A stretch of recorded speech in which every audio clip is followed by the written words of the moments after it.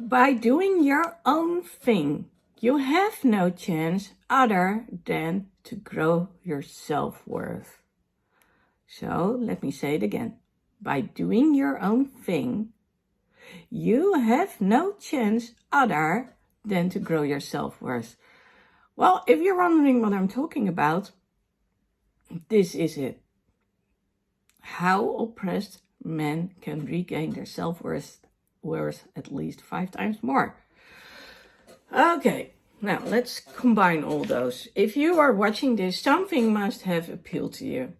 So, doing your own thing, grow self-worth, oppressed men. Wow. Oh, by the way, this doesn't only apply to oppressed men, of course, it applies to oppressed women as well. And being oppressed and having low self-esteem go hand in hand. And here's the thing.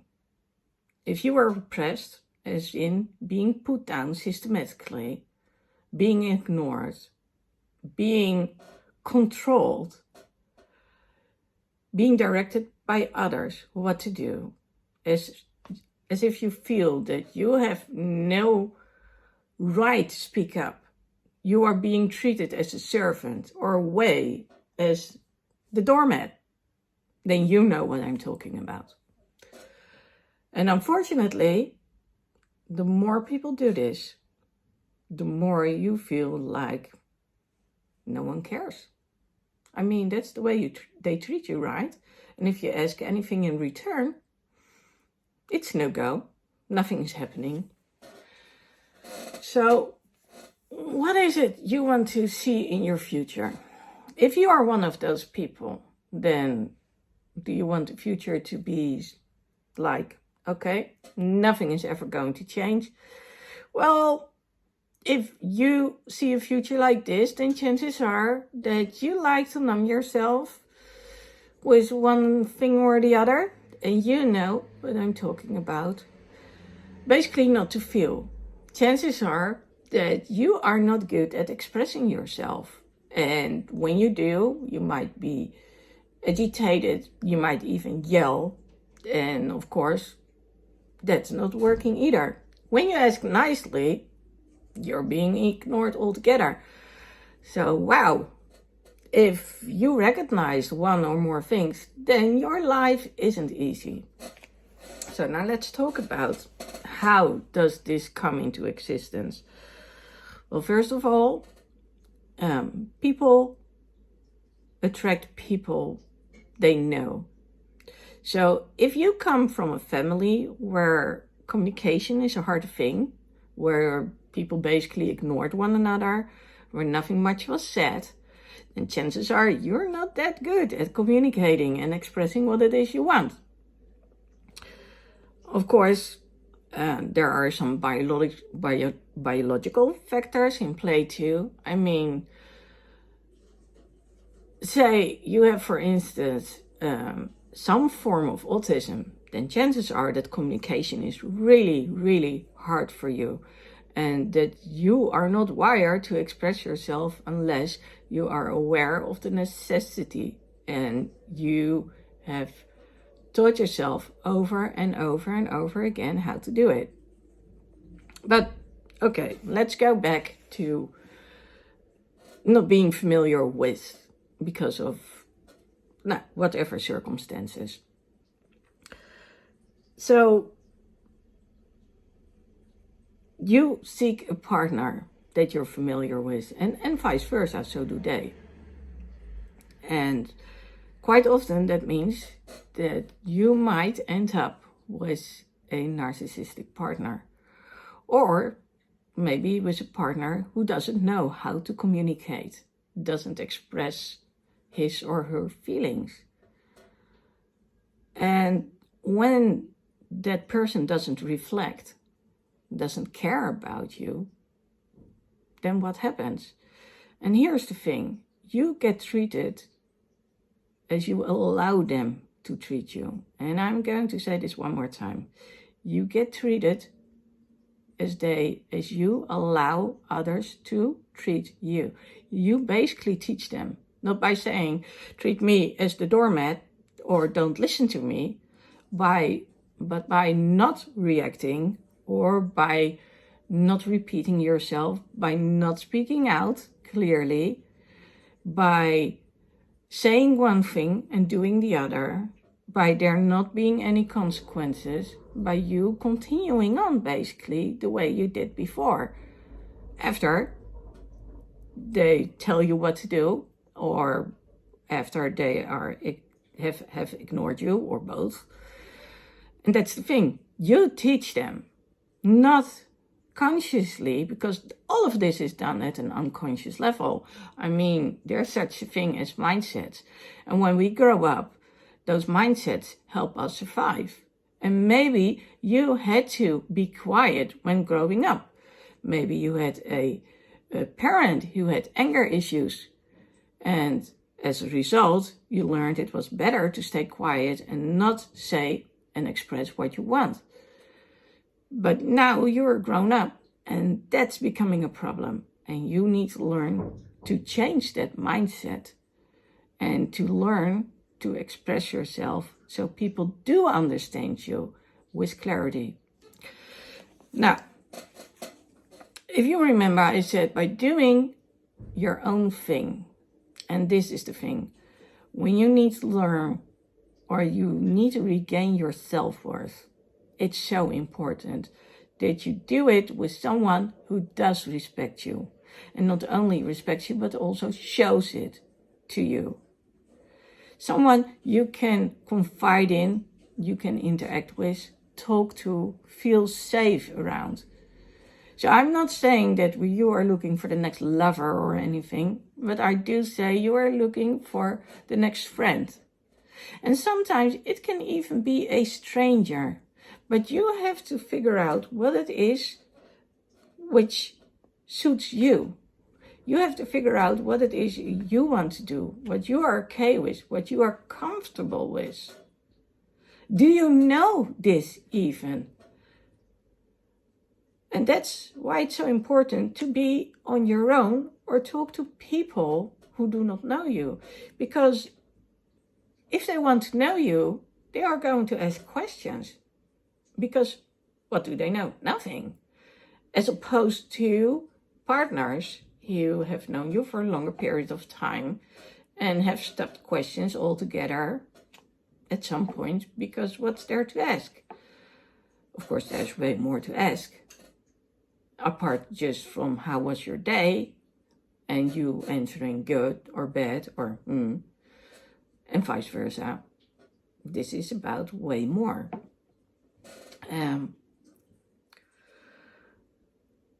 So if you do not know how to express yourself or how to speak up, I'm just going to say right now, there's a free course and you'll see this in the description, and just go there. So you get a better inkling about what it is you need to do. So we've got speaking up and we've got speaking out. Speaking up is about being heard. Speaking out is about not agreeing with something. And basically telling people like, yeah, that's nice that you want it this way, but I want it the other way. So maybe you are someone and in your spare time you want to watch a movie. Or you like going to the beach, have a walk. You know, each of us have things, how we relax, what we like to do. But what if your spouse loves to do other things? Do they make you do the things they want to do with you? Or do you assume that if you do something they like, that they are automatically going to do the things you love to do? Well, let me take away the letter. That dream, that's not working. If you're in luck and you've got someone who's not oppressing you, you've got someone who respects you and sees you for who you are, then of course, then, you know, you can figure out what you're going to do. And if the things you really don't like, but want to do for the other one, if you're really going to do this, or if the other one recognizes it and says, you know what, I'm going to do this, you're going to do that other one that I don't like, or maybe like a little bit less than you do. But I know for a fact that this is the thing we love to do together. Let's plan when we are going to do something together. Okay, going back to the situation at hand. Again, if you're watching this, you either are that person or you know someone who is not capable of such form of communication, who hasn't found that other spouse, who has lost feeling of self-worth. And you know, when it comes to women, usually they get, I don't want to actually say it out loud, but let's say it the way it is. They usually get beaten around. And people are very good at making excuses. As for men are physically stronger, but then again, there are so many repercussions when it comes to men doing things to women. You know, that's such a no-go. So what I'm saying here is you as men can be the victim of being oppressed, abused by a woman, but you can't, I mean, she can smack you around, but you can't do the same. When you get really mad, you need to keep yourself in line, because you can't physically do something to her. And this is the thing. When you don't know how to express yourself and you build up anger and frustration, you need to vent it some way. And if you can't direct it towards the other, then yes, you are going to direct it inwards. And that's a very slippery slope. And of course, when you already start doubting yourself, then the other one comes. We're talking about narcissistic partners with no empathy, partners who cannot reflect. And they will say, but you, and this and that. And when you try to speak up, they'll just go like, woof. And I was trying to say something. Doesn't matter. They already, you had no chance to say what it is you wanted to say. And that's probably when you start numbing yourself. You don't want to be there.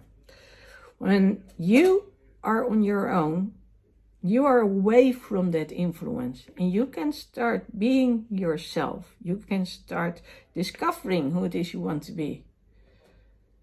And that's what I'm asking you to do. Find out what you like. Find out what you love, what you used to love, what you used to like. Find old friends. Find people you know you can trust. But also do stuff on your own. Because when you do things on your own, then you realize that you don't need other people to function. And let me tell you something. Doing things on your own, like cooking dinner, washing your clothes, ironing them, but also going to a restaurant, going to a concert, or whatever it is you may like. That's going to teach you about who you are, and you will increase your self-worth. It cannot be any different, because you are the one doing it. And just a little something for those who do not know my story. I had to learn to cope with not being able to walk using 2 feet. So basically, I was depending on 2 crutches.